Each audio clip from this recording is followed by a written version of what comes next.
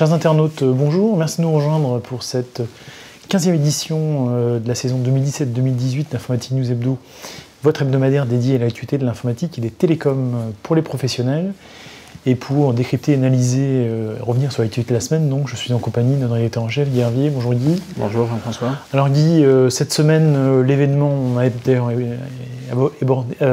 abordé le sujet la semaine dernière, c'était le Paris Open Source Summit. Donc on avait d'ailleurs titré Paris, capitale du libre, du logiciel libre, et bon, on y était donc, vous y étiez plus exactement. Donc le retour était quand même assez intéressant, avec en tout cas le témoignage vivant de la montée en puissance ce qu'on appellera pas l'open source en bon français, mais le logiciel libre. Oui, alors effectivement, on a toujours dit que les Français étaient assez en pointe sur ces technologies. Donc, comme vous le rappeliez, c'était la conférence Paris Open Summit la semaine dernière. On avait évoqué, il y avait pas mal de gens, il y avait les représentants du SIGREF, du Syntec, il y avait le secrétaire d'État, bien sûr. Et puis bon, il y avait un certain nombre de choses. Et surtout, on voulait revenir sur une enquête qui a été réalisée à cette occasion par PAC CXP sur, en gros, c'est un peu l'état des lieux du logiciel libre en France, qui a été titré d'ailleurs par la France championne d'Europe du libre. Donc ça démarre plutôt bien. Alors en gros, je pense que l'idée c'était de donner une photographie actuelle où on est aujourd'hui le logiciel libre, et les chiffres, alors on ne va pas en donner trop parce qu'on pourrait s'y perdre, mais les chiffres sont quand même assez impressionnants et assez intéressants. Le logiciel libre représente en France à peu près 4,5 milliards d'euros. Dont la plus grosse partie, quasiment 90%, c'est du service. Bien on sûr, le sait, puisque les coûts de licence par définition. Voilà, c'est un peu la spécificité du libre par rapport au propriétaire. Le propriétaire génère évidemment du service, mais le libre beaucoup plus. C'est un peu sa spécificité. Donc 4,5 milliards et ça représente 10% du marché de l'IT en France. Donc c'est quand même significatif. Et on le sait bien, c'est pas seulement un phénomène français, mais c'est un phénomène mondial. Les grandes fondations qu'on connaît, Apache, Linux, la Free Software Foundation, l'OpenStack, travaillent sur des projets qui figurent parmi les projets les plus importants. On ne va pas rappeler l'histoire de Linux, mais qui avait commencé dans les années 90 avec Linux Torvalds, qui lançait un appel au monde parce qu'il voulait commencer à développer un système d'exploitation. Et aujourd'hui, en gros, Linux s'est imposé comme le système principal, à la fois, en tout cas sur les serveurs. Sur le poste de travail, oui, il y a eu de multiples essais, ça n'a jamais fonctionné. Bon, l'explication est simple, c'est l'emprise de Microsoft sur le poste de travail. Donc, si on revient au sujet, donc c'est un marché très important et avec des domaines de prédilection où le logiciel libre est particulièrement fort, et ça on le sait, c'est l'infrastructure, c'est le middleware, c'est le web, donc ça c'est une partie, mais il y a les nouveaux domaines dont on parle beaucoup, le big data et l'intelligence artificielle, qui sont aussi des domaines où le libre est très important. Autre chiffre intéressant, le libre est en pleine croissance, mais il est surtout en pleine croissance quasiment 2 fois supérieur au marché de l'IT en général. C'est quasiment 8% par rapport à un peu moins de 4%. Ce qui veut dire que finalement le libre prend de plus. Alors évidemment, c'est des chiffres qui sont pas très importants, mais malgré tout, année après année, ça finit par faire la différence. Donc je dirais que le logiciel libre est en France quelque chose de très actif, avec donc on a parlé tout à l'heure de l'importance du service, et on se souvient, il y a déjà un petit moment, il y a tout un tas de sociétés de services qui se sont spécialisées dans le logiciel libre, qui ne faisaient que ça. Et puis bon, au fur et à mesure, les grosses sociétés de services du marché ont récupéré un peu le marché, oui, et donc ont intégré cette composante dans leur activité. Dernier chiffre qu'on pourrait donner, ça représente à peu près, et je pense que c'est en adéquation par rapport au nombre de personnes employées dans le marché de l'IT en général, c'est à peu près 45 000 personnes, et c'est d'ici à 2021, puisque le chiffre que j'avais donné de 8% de croissance, c'est jusqu'à 2021. Au-delà, on ne sait pas ce qui va se passer, c'est déjà pas mal. Ça représente l'embauche de 4000 personnes, 4000 salariés, spécialistes du libre par an. Donc c'est quand même quelque chose de significatif. Donc c'est bien intéressant de faire le point là-dessus. Bon, mais la prochaine étape, c'est champion du monde, on va dire, parce qu'on est champion d'Europe. Oui. Hein. Bon, il y a encore un peu de travail. En attendant, on continue sur un sujet, pour le coup, là, complètement différent. On parle d'un des rois du propriétaire qui est IBM et sa nouvelle architecture Power, dont on a d'ailleurs un petit peu évoqué. Mais ce qui est intéressant, je crois, c'est que IBM a pris le pli d'orienter cette architecture hardware vers une thématique particulière, en l'occurrence dont tout le monde parle, qui est l'intelligence artificielle. En quelques mots, c'est un petit peu ça l'idée. C'est exactement ça. Donc, conformément au calendrier qu'avait annoncé IBM, donc c'est l'annonce des premiers serveurs sur les processeurs Power 9.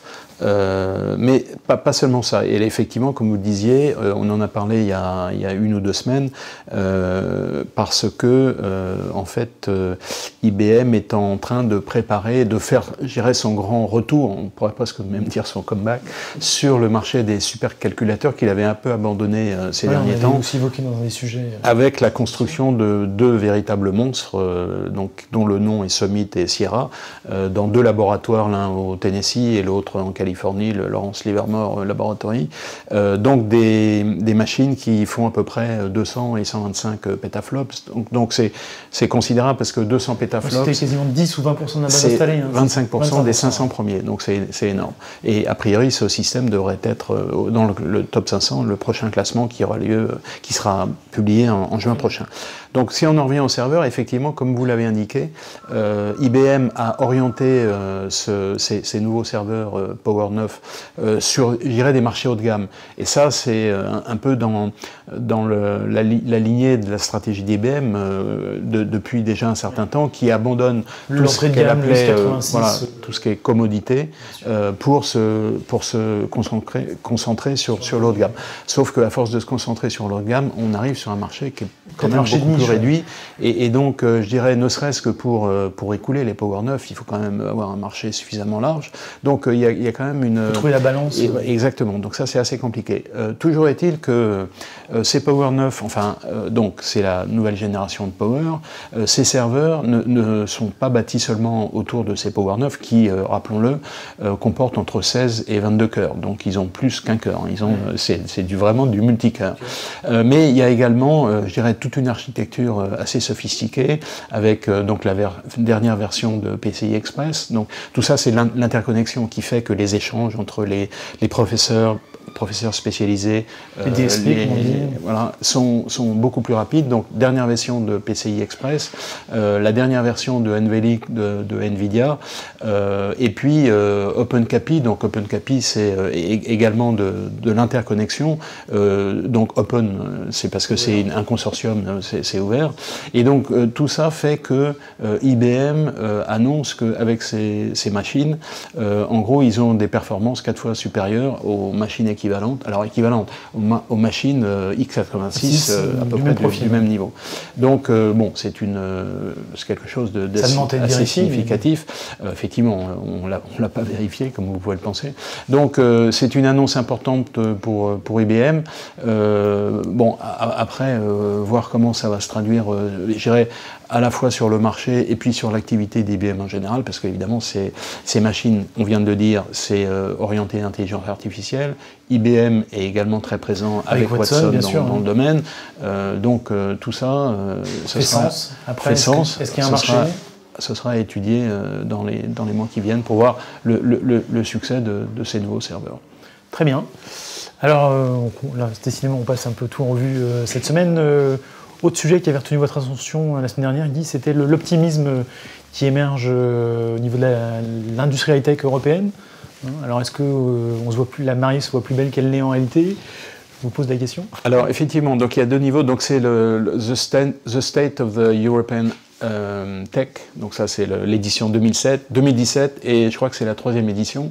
Donc c'est réalisé par une société de capital risque anglaise, Atomico, et c'est vraiment un document qui est bien fait, enfin qui est très complet, qui balaye tout un tas de sujets.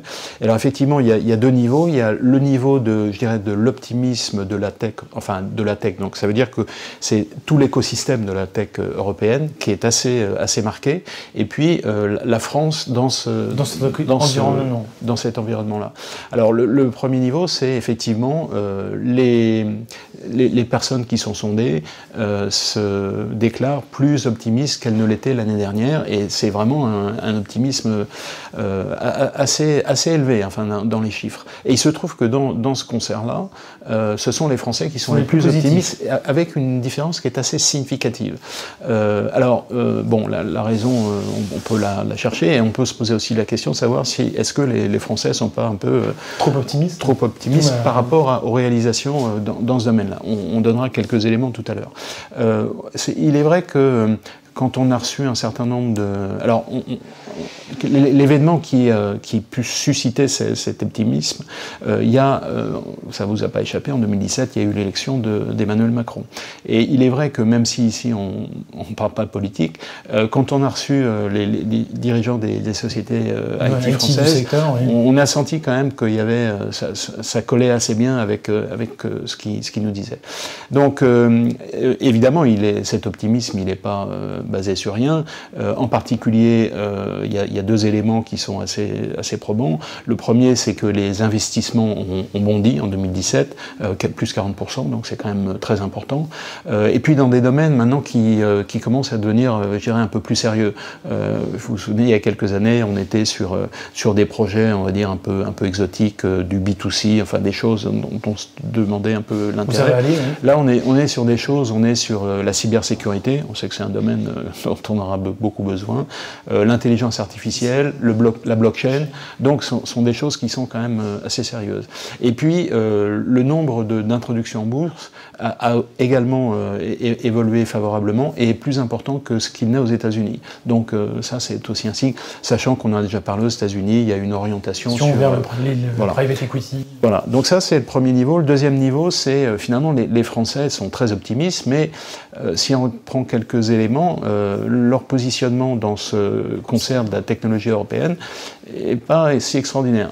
On prend les développeurs, ils sont au 3e rang avec, donc c'est toujours les 3 premiers, c'est toujours les mêmes, hein. C'est l'Angleterre qui vient devant, l'Allemagne et la France.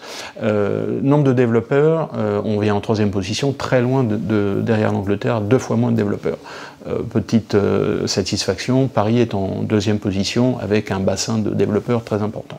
Si on prend le cas du nombre de licornes, donc les licornes, c'est les sociétés qui sont valorisées à plus d'1 milliard de dollars.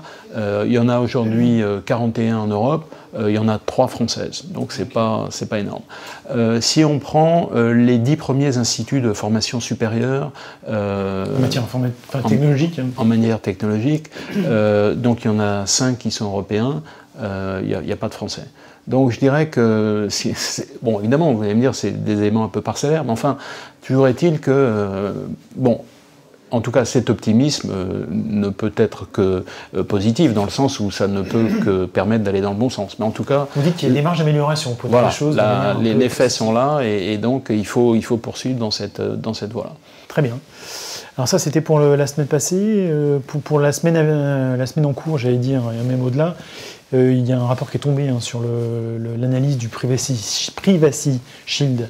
Alors je sais que tout le monde parle de RGPD et GPR en ce moment, et Privacy Shield, pour nos lecteurs, c'est l'accord qui a été passé avec l'Europe et les États-Unis sur l'échange de données. Oui. Et bon, au résultat des courses, c'est pas terrible. Oui, alors effectivement, si on remet ça un peu dans le contexte, bon, il y avait eu des révélations qui avaient, en particulier sur la NSA, qui était capable de sculpter à peu près tout ce que fait tout un chacun. Et donc, suite à ces révélations, l'Europe avait décidé de remplacer ce qu'on appelait à l'époque le Safe Harbor, donc qui était un mécanisme de protection des données personnelles, hein, parce que c'est de ça dont il s'agit, et donc qui était remplacé par le Privacy Shield, donc le bouclier des données personnelles, qui était censé, donc ça a été mis en place en 2016, donc il y a un petit peu plus d'un an, et c'était censé, je dirais, sécuriser un peu les échanges des données personnelles entre l'Europe et les États-Unis. Donc l'idée en gros c'était de dire les sociétés européennes peuvent envoyer des données aux sociétés américaines bon, s'il y a nécessité, mais dans la mesure où les sociétés américaines offrent le même niveau de protection sur ces données personnelles, bon, ce qui paraît de relatif bon sens. Et là effectivement c'est le G29 qui est l'ensemble des CNIL européennes, qui vient de publier un rapport qui tire la sonnette d'alarme. Voilà, exactement, et qui va même au-delà de ça, qui dit, alors sonnette d'alarme, je dirais un peu à deux niveaux. Premier niveau, c'est tout ce qui concerne les informations, je dirais, des citoyens européens sur toutes ces questions-là, qui n'est pas du tout adapté. D'ailleurs, je pense que si on faisait une enquête, bon, il faut vraiment que ce soit des gens spécialisés pour savoir ce dont on parle, mais si on faisait une enquête dans la rue, Privacy Shield, je pense que personne ne saurait ce que c'est. Et deux, c'est un certain nombre d'entreprises disent qu'elles sont en conformité alors qu'elles ne le sont pas du tout. Et donc le G29, je dirais, tape un peu du poing sur la table en allant un peu plus loin que seulement tirer un signal d'alarme en disant on n'exclut pas d'engager des procédures judiciaires. Donc, je veux dire, c'est quelque chose d'important. Et effectivement, comme vous le disiez, ces questions on en est au cœur aujourd'hui, puisqu'on a la fameuse GDPR ou RGPD. On ne sait pas très bien lequel des deux on choisit, dont la mise en œuvre sera en 2018. Donc tout ça est un peu lié, mais donc là encore, il y a certainement beaucoup de travail. Très bien. Et bien, on conclut par un traditionnel coup de cœur, coup de gueule. Alors là, je crois que c'était plutôt le fabricant de smartphones, enfin de périphériques, parce qu'ils font tellement de choses, Xiaomi, que vous vouliez se mettre à l'amende, si je puis dire, parce qu'il s'est fait retoquer l'usage du terme MiPad par une cour européenne. Oui, effectivement, là, parfois on se demande ce qui peut passer dans la tête des gens. Donc c'est Xiaomi qui voulait labelliser sa tablette. Alors je ne sais pas d'ailleurs comment on le prononce, ça s'écrit MiPad, donc MyPad vraisemblablement. Et donc évidemment Apple a réagi. Donc ils ont été déboutés, ce qui paraît relativement... parce que évidemment si on dit j'ai ma tablette MyPad de Xiaomi, on se dit mais non, un iPad c'est... Surtout pour les anglo-saxons en plus, c'est encore plus... Donc bon, ils ont été déboutés, mais enfin franchement c'est un peu poussé le bouchon. Bah, disons que ça rappelle toujours la vision de la propriété intellectuelle qui est parfois un peu compliquée chez nos amis chinois.